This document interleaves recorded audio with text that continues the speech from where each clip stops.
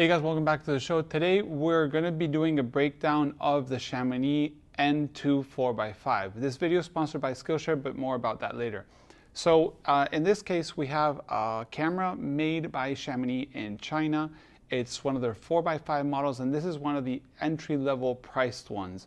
And I say entry-level priced ones because even though it is a quite inexpensive camera at around $800 to $1,000, depending on euros or dollars and so on, it is fully featured and super flexible and so on. So I'm going to go ahead and just start talking about it.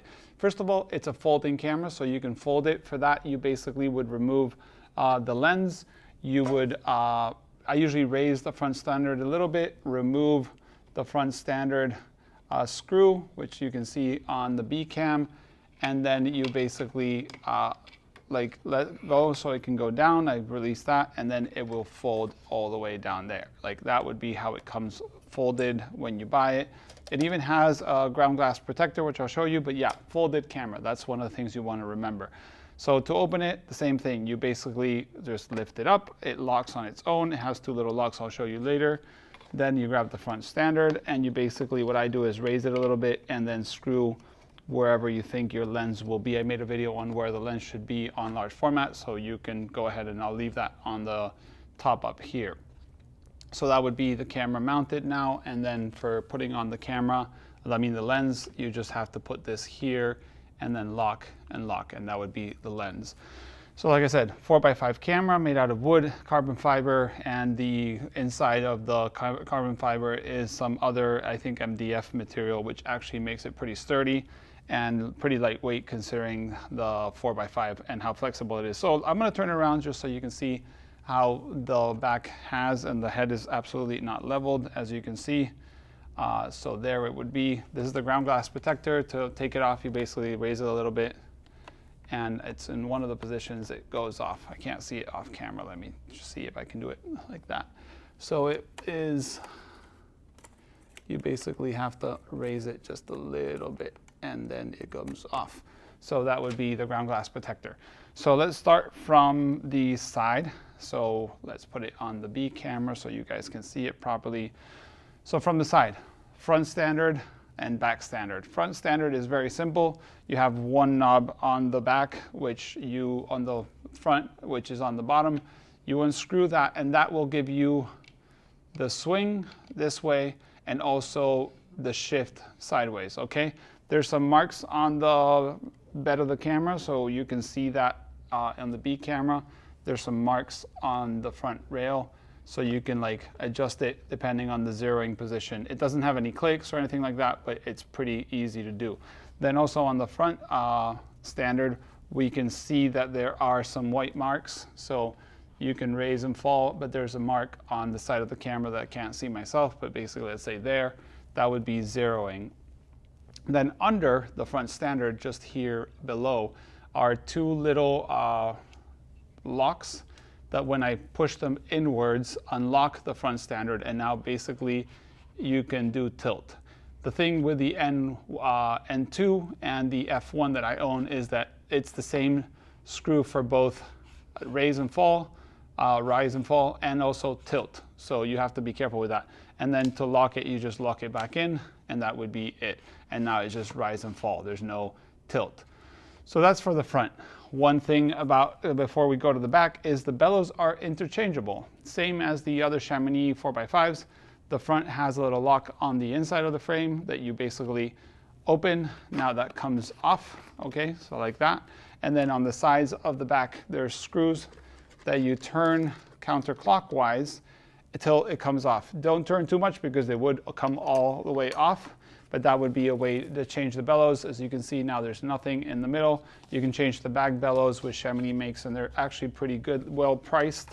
And then to put the bellows back, you just insert the bottom first, push the back in, and then you just do the other side, and that's in. So now we can put the bellows on the front too, and that would be how you change the bellows. One thing to note about the bellows on the Chamonix, they make three kinds of bellows. They make normal just bellows with the accordion bellows.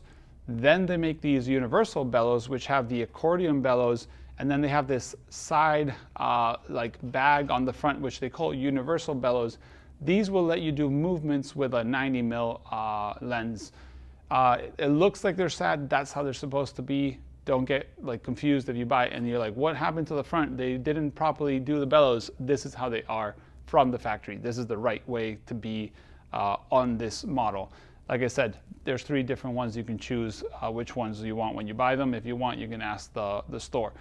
So that would be the bellows. Then we go to the focusing, which is usually one of those things that we all want to know. The focusing is on the back. Let me level that up for you guys. So you see this knob here. This is the knob to focus. So if I turn counterclockwise, the front standard is getting away. Let me show you from the side. So right now we have it on the side. Let me do it a little bit there. So there, like as I do counterclockwise, it extends. This would be to focusing closer, or if you're using a long lens and with the camera all closed down, it won't focus, then you might keep on going closer. So this is how you focus. If I go clockwise, it goes backwards, which would be for wider angle lenses, or if we want to focus at infinity, for example. That's how it works. It has linear bearings, so it's super smooth. It doesn't have a lock, which is fine. And basically, when you stop, it stays locked. There's enough tension that it won't start like basically breathing forward or backward. So I've used super heavy lenses and nothing happens. You have a bubble level on the front, which is actually removable. It's a cold shoe. It's pretty sweet, comes with the camera. It's easy to lose, so be careful about that. I lost mine, not with this camera.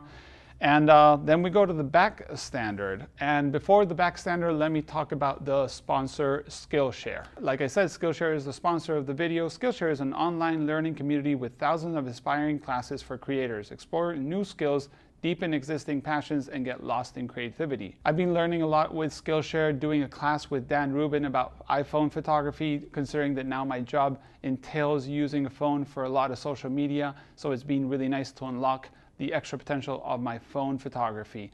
Also been learning a lot from Andrew Wagner, has a street photography course on Skillshare, which has helped me understand more about not being shy outdoors, shooting with my camera against people in the streets of Finland. It's curated specifically for learning, meaning there are no ads, and there's always launching new premium classes so you can stay focused on follow wherever your creativity takes you. The first 1,000 of my subscribers to click on the link in the description will get a free trial of the premium membership to explore their creativity. So now let's talk about the back standard of the Chamonix N2 4x5. So when you are buying a 4x5 camera, you sometimes think about all the movements. This one has pretty much all of them.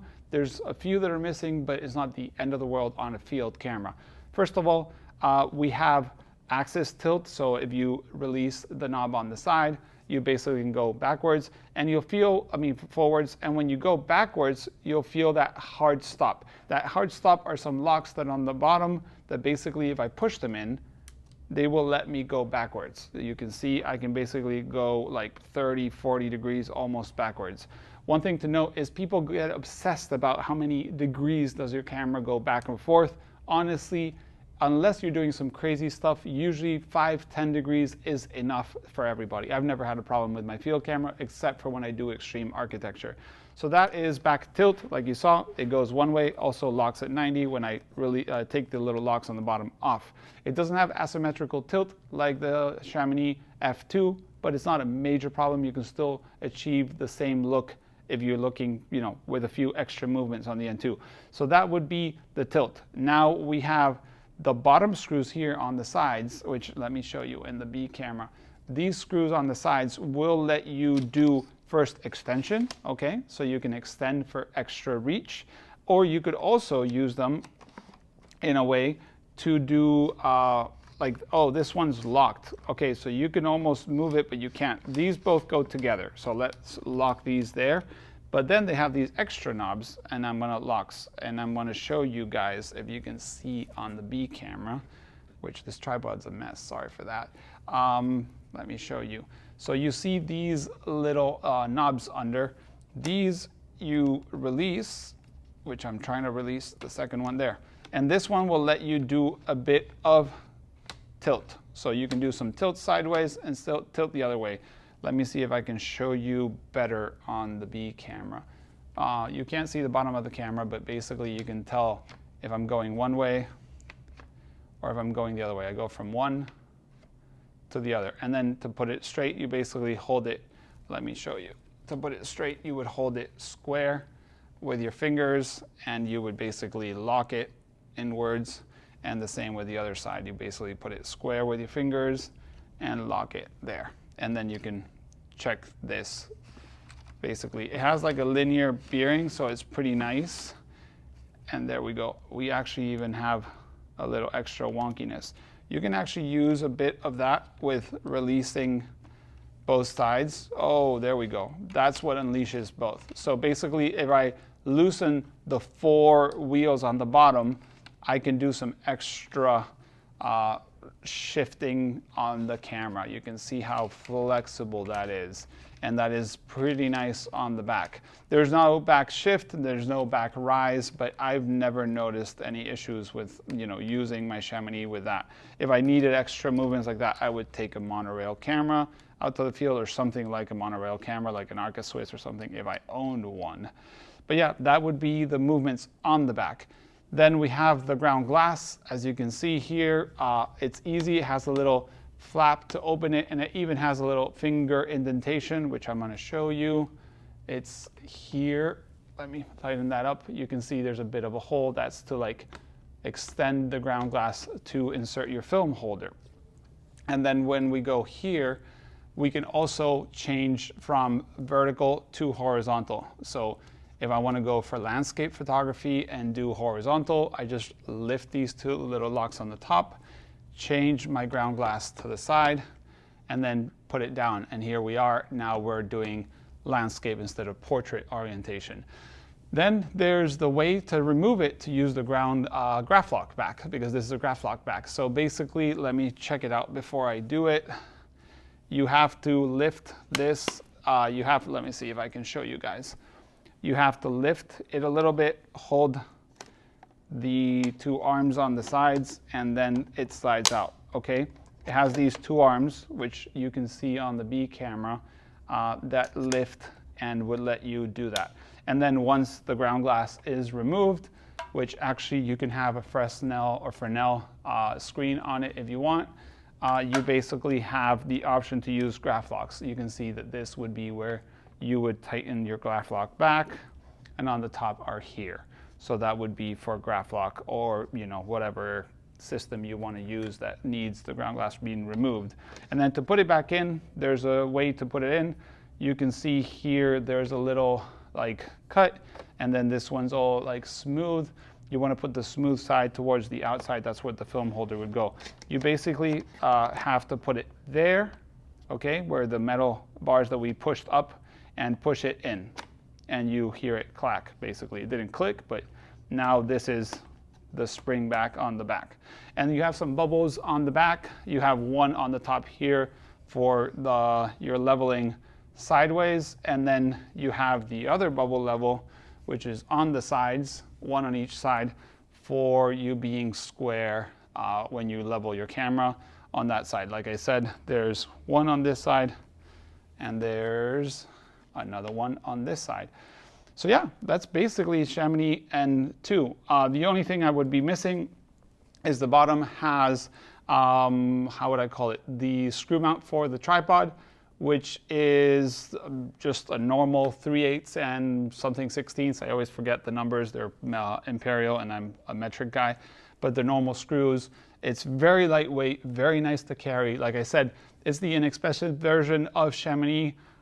There's nothing inexpensive about it in the feels, the quality, and anything like that. You grab this one or the H1 or the F2 or any of the Chamonix line, and they feel really, really, really well made. I like the finish. All the knobs and the rails are all metallic. The frame is made out of wood, really, really nicely polished and sanded and everything. The carbon fiber bottom and so on is just the touch of the camera. The bellows are nice and like tight and like, they feel good.